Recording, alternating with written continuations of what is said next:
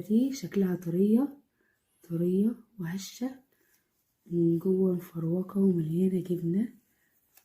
بصوا مفروكة ازاي، مليانة جبنة مفروكة من جوه.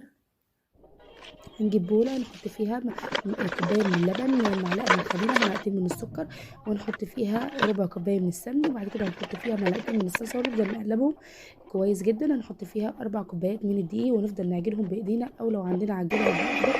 هنعجنهم في العجين لمدة 10 دقايق. تمام. بعد كده هنبدأ نلم العجينة بايدينا لحد ما ايدينا تبقى نضيفة، ونحطها تختمر، ونقسم العجينة لنصين. نص الاول هنفرده كده بالنشابة. هتحط عليه دقيق وهتفرديه كده بالنشابه كويس جدا، بس مش هتفرديه لسمك تخين ولا رفيع، سمك كده وسط، لا هو تخين خالص ولا هو رفيع خالص. هنمسك اي كوبايه عندك شاي، اي كوبايه هتكوريها لكواير كده وسط. بعد ما بتكوريها بتلمي العجينه الزياده، وبتمسكي العجينه اللي انت عجنتيها دي، بتحطي فيها جبنه، طبعا اي نوع من الجبنه، جبنه قديمه، جبنه رومي، جبنه اسطنبولي، جبنه شيدر، جبنه موتزاريلا، اي نوع من الجبنه بتدهنيه. انا حطيت جبنه رودس بطعم الرومي، وقفلتها كويس جدا من تحت، لان هي لازم تتقفل من تحت. ليه؟ عشان وهي بتستوي يعني تستوي معاكي كويس جدا وما تتفكش في السوا.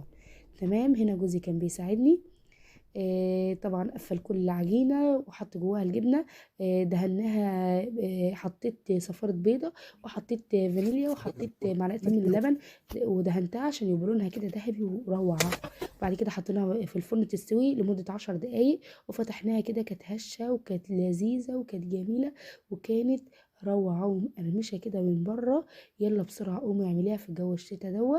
وعملنا كوبايتين شاي كده حلوين، وهنا جوزي كان بيدوقها، طبعا عجبته جدا. يلا قومي بسرعة اعمليها، ولو عجبك الفيديو اعملي لايك واعملي اشتراك عشان يوصلكم كل جديد.